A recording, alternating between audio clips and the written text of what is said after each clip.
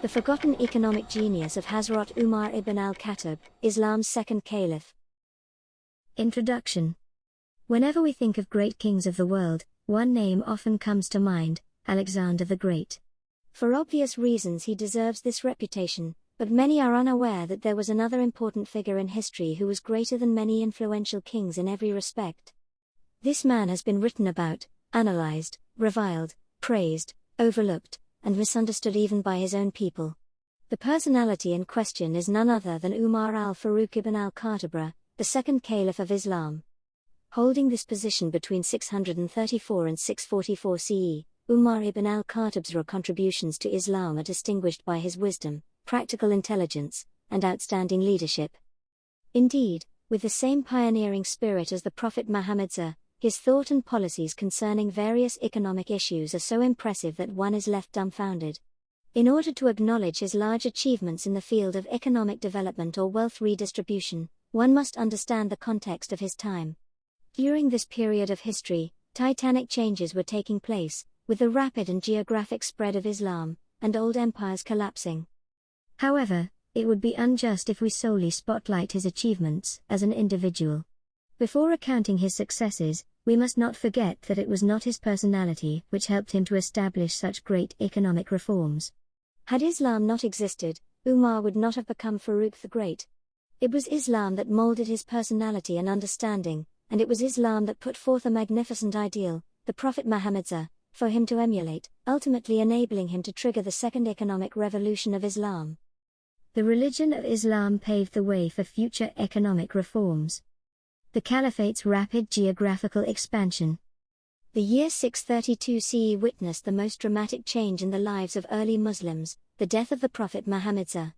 His death was inevitable and expected, with the Quran reminding Muslims that he is but a mortal messenger like those before him, warning them against any setback that might erupt after his demise. Holy Quran, 3:145.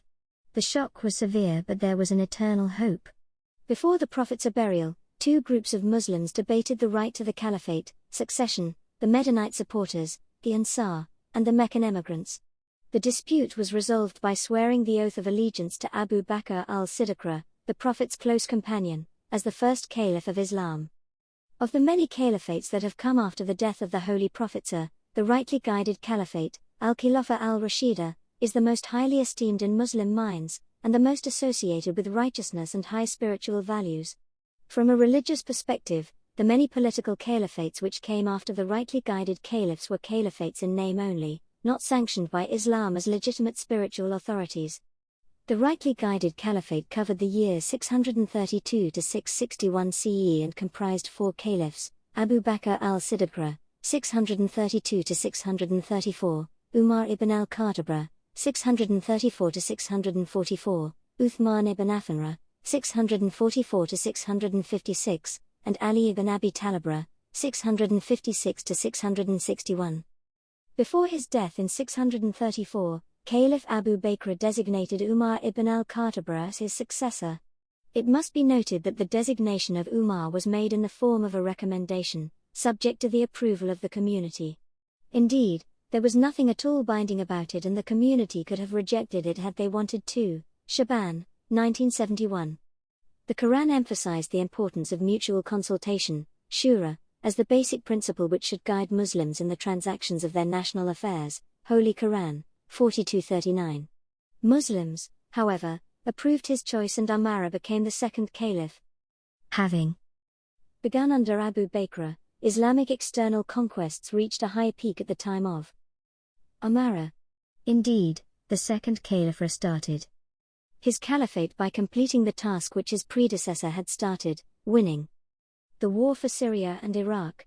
During the 7th century, two powerful empires were surrounding Arabia, the Byzantine in the west, and the Sassanid in the east. Having seen the rapid rise of the Muslims in Arabia, they quickly mobilized to destroy the nascent empire.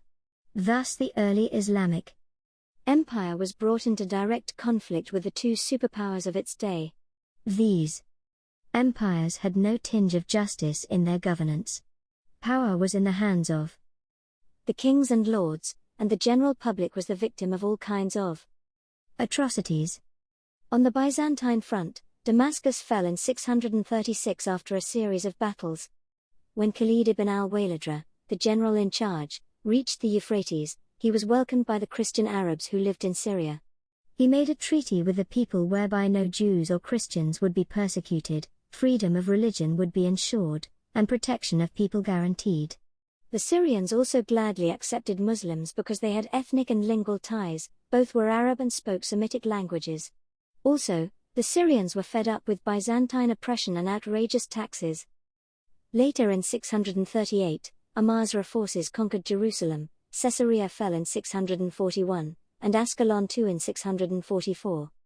Meanwhile, led by Umar ibn al-As, Muslim troops also marched into Egypt and the same pattern was repeated. The monophysitic Egyptians felt alienated from the Byzantines, who spoke a different language, believed in a different form of Christianity and thought they were superior. The Byzantine governor, Cyrus, made every attempt to convert the Copts, and applied the usual exorbitant taxes. Muslims thus entered the country to the relief of the Egyptians, and defeated the Byzantines near Heliopolis in 640, resulting in the fall of Babylon. This victory allowed them entrance into Alexandria in 642. Cyrus was actually in favor of surrendering, however, the Emperor of Byzantines, Heraclius, refused to allow him to sign a peace treaty with Umar ibn al-As. Only after the emperor's death in 641 was peace finally established in Egypt. The new Muslim inhabitants kept the same Byzantine administration, and did not oust the Coptic officials from their posts. A lighter tax on Christians and Jews was imposed, and no forcible conversion took place. Al-Baladuri, Hitti, 1936, Holt, 1970, Hart, 1978. On the Persian front, Muslims had similar successes.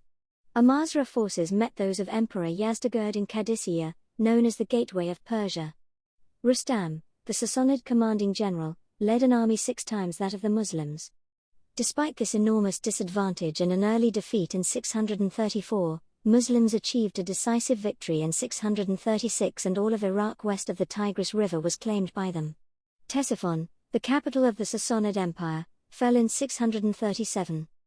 A final victory in Nahavand in 642 sealed the fate of the Sassanid Empire. That put an end to the Persian resistance in Iraq and forced Yazdegerd to retreat to Istakar, the old Persepolis and, oddly enough, he was killed by a local Persian in 651. After that, Umar did not want to pursue the Persians any further, and Muslims concluded fairly similar treaties with Persian cities as was previously done in the Byzantine territories, al-Baladuri, al-Tabari, Hitti, 1936, Holt, 1976. Keeping the Muslim community united, Umar kept the native administrations of the countries that the Muslims entered and just appointed governors. This limited tension and discord. In general, there was overwhelming support of his leadership, and this kept the community unified. Hold, 1970. This unity strengthened his administration and avoided internal bickering. Ownership of land. The expansion of the Islamic Empire brought with it changes in Islamic society that necessitated a fresh outlook in dealing with economic issues. The most notable example of the novelty in Umar's economic thinking was demonstrated in his attitude towards the ownership of land as a factor of production. Indeed, the Caliph was of the view that if land, as a building block of economic activity, was properly utilized, it would generate wealth and commerce. Al-Ashkar and Wilson, 2006. After the conquests, Muslims warriors advocated that, in accordance with the rules of the Quran, the conquered land of Iraq and Syria should be distributed among them. Caliph Umar disagreed. He was of the opinion that the land should be kept in the hands of the state, i.e. that it should be nationalized. He advised that a tax be imposed on the original owners, from which Muslims would be paid stipends. To understand the character of this problem, and Caliph Umar's approach to solving it, it is worth looking into the system of dividing the spoils of war among the warriors as stated in the Quran. The allocation of spoils, ghanima, was ordained in the Quran as follows. And know that whatever you take as spoils in war, 1/5 thereof is for Allah and for the Messenger and the kindred and the orphans and the needy and the wayfarer. The Holy Quran, 8:42. In this distribution, the warrior would keep 4/5 of what he gained in the battle, and pay the prophet, or the head of the state, 1/5, khums, which would be distributed among the Muslims. During the time of the Holy Prophetsa, The remaining 4/5 were divided among the soldiers because they were paid no salaries and in general had even to incur the expenses of wars themselves. This was an exigency measure adopted to meet the conditions then found, as there was then no regular army and no state treasury. Thus, Muslim warriors claimed the right to 4/5 of the spoils, including land, with 1/5 to be paid to the state, the ghanima distribution. Caliph Umar disagreed by making a difference between mobile and immobile assets.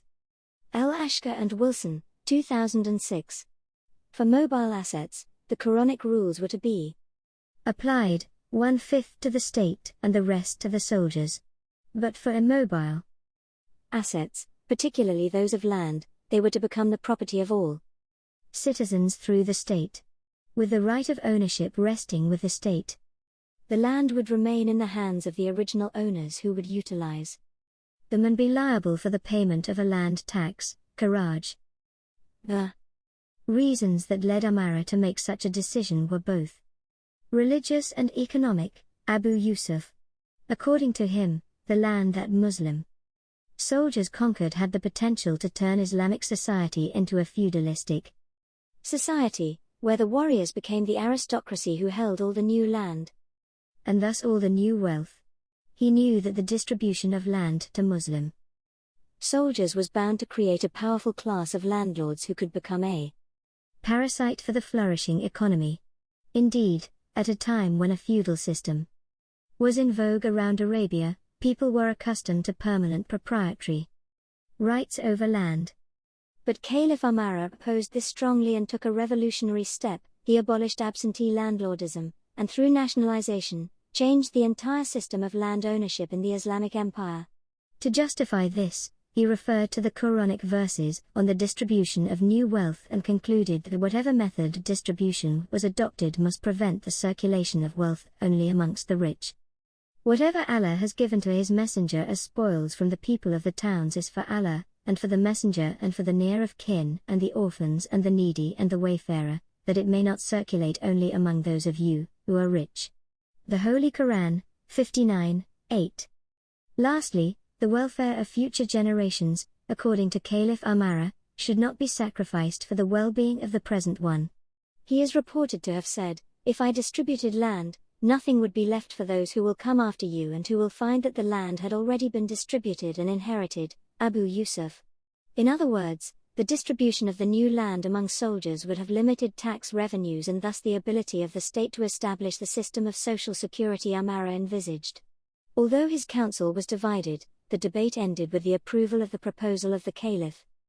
Umar reformed laws pertaining to land distribution and taxation. National development. If the policies of the Second Caliph regarding the conquered land are analyzed in a broad economic context, they depict his awareness of two main economic issues in the early Islamic state: national economic development and wealth distribution. The efficiency of using natural resources in general, and the productivity of land in particular, seemed to have been a primary target in Umar's economic development. His attitude regarding the conquered lands was akin to an economist's attitude towards land as a means of production. Al-Ashkar and Wilson, 2006. He left the land in the hands of the original owners who were more capable than the Arabs of cultivating it. Furthermore, in imposing land tax, kharaj, the base was the cultivable land regardless of whether the land was actually being cultivated or not. That was deemed to increase the utility of the land as a means of production. A closer look reveals similarities between kharaj and the modern economic idea of a land value tax, LVT. The latter seeks to raise public revenue by means of an annual charge on the value of land. Indeed, taxing land is seen as practical and non-distortionary because land is an immobile asset. It is also seen as efficient because it encourages landowners to use the land as productively as possible. In economic theory, an LVT is a straightforward attempt to collect tax on what economists traditionally called the unearned betterment part of the value of a property, the rise in value that has nothing to do with the owner's efforts and everything to do with the communities. The emphasis of the Second Caliph on the efficiency of using land as a means of production was demonstrated further on. The cases of reclaiming barren land, and of owning more land than what one could afford to look after. In the case of reclaiming barren land, Caliph Umar, in line with the Islamic teachings, instructed, whoever revives dead land becomes its owner, Abu Yusuf. When no one had ownership over barren land, no argument was likely to arise, but a dispute might erupt if the land had an original owner. For the second case, the Caliph emphasized, there is no right to the holder after 3 years of no utilization, and if someone else, or a group of people, came along and utilized the abandoned part, he, or they, may claim the ownership of that part. Abu Ubad, al-Muadi. The second Caliph's awareness of the need for the full use of economic resources did not stop at the level of land as means of production, it went further to reach human resources and capital. His policies on labor were characterized by encouraging people to have an occupation, to learn and train, to give up laziness under the pretense of religious devotion, and to strive through work for the sake of God. Furthermore, the second Caliph seemed to have realized the relationship between unemployment and civil unrest as early as the mid-7th century. In his directions, he is reported to have stressed, God has created hands to work, if they cannot find work in obedience they will find plenty in disobedience, so keep them busy in compliance before they get you busy with defiance. Al-Ghazali. Beside land and labor, capital as a means of production also occupied the attention of the second Caliph. He stressed the importance of spending on only what is needed for the sake of increasing savings, and maximizing the ability to invest. In his stand on the rationalization of consumption for the sake of saving, Umar advised that people should limit their consumption and not be excessive in the purchases, as is taught in the Holy Quran, 25:68. Furthermore, to help people with starting capital, the Caliph took the initiative of distributing barren land to those who were capable of utilizing it, granted them its ownership, and offered financial help to those who were in need for help in cultivating it. Abu Yusuf. If, during the caliphate of Abu Bakr, the state could be considered as economically weak, then during the caliphate of Umar, with the first wave of victories, wealth began pouring in. As a result, Umar considered it necessary to thoroughly reform this vast territory, whose area was enlarged after the conquests of Syria, Iraq, and Egypt. Having reorganized the territorial organization of the Muslim provinces, Caliph Umar gave the public treasury, the Baytul Mal, the shape of an economic institution. Indeed, after the conquests, the income which reached the center, Medina, was so huge that he had to think about how to utilize it wisely for long-term prosperity. At the same time, the burden of the organization of armies and the administration of conquered lands also increased. Money was also needed for public welfare plans. Hence, it was necessary that this wealth should not be spent haphazardly but be kept safe at some place. This led to the creation of the institution of the Baytul Mal. Caliph Umar was very careful about the management and safety of the treasury. He was aware of the fact that mismanagement, if once allowed, would one day go beyond control. With this view in mind, he took every possible care in the selection of treasurers, for which he selected only those whose ability and honesty were beyond doubts. Another important step which he took for the proper management of the treasury was that it was not mixed with the executive. In provinces, officers in charge of the treasuries were independent of the governors and they had full authority to use their powers. Each province had a collector of taxes, Sahib al-Kharaj, and a treasury officer, Sahib Bait al-Mal. Wealth distribution. Regarding wealth distribution, the other factor in economic welfare, we find that this was taken care of in two principal ways. The first was the institution of zakat, which was already established in the Quran, while the second was a system of stipends that was introduced by Caliph Umar.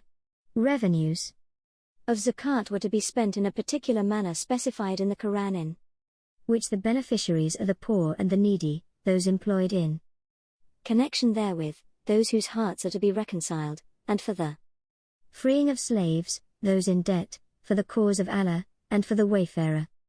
The Holy Quran, 9:60, A further reinforcement to zakat revenues came, as mentioned earlier, from that of khums, which is 1/5 of the spoils of war. The second tool of wealth distribution in the community was a stipend system which was introduced by Caliph Umar. The allowances were of two types, monetary allowances and allowances in kind. He institutionalized the new social structure based on an Islamic hierarchy by creating what came to be known as Divan Umar, loosely meaning the Ministry of Umar, or the Umar Plan. This hierarchy, with its material underpinnings in the form of stipends, had its foundation in Islam, al-Sabiqa fi al-Islam. The earlier one accepted Islam, the higher one's position and stipend was, those who joined Islam before the Battle of Badr received higher stipends, 5,000 dirhams each annually, than those who joined after the conquest of Mecca, 3,000 dirhams each annually. The Prophet Muhammadsa family members received special honor and were placed in a higher category than the rest. The Prophet Muhammadsa wives and uncles, for example, received an annual stipend of 12,000 dirhams. Hassanra and Husainra, the Prophet's grandsons, each received 5,000 dirhams, al-Tabari, al-Baladuri. The reason for the disparity was obvious: those who joined earlier made much greater sacrifices, suffering for years under persecution. A similar system for the distribution of stipends was established in the provinces. This system was also based on the date of first participation in the Islamic expansion. Those who fought in the early battles received higher stipends than those who joined later, when most of the battles had been won. There were three categories: those who participated in the earliest battles of the expansion, al-Ayyam, those who participated in the decisive Battle of Qadisiyah, al-Qadisiyah, and the latecomers, Ruadif. The first category received an annual stipend that ranged over time from 5,000 to 3,000 dirhams, with extra for additional valor. The second received between 3,000 and 2,000 dirhams.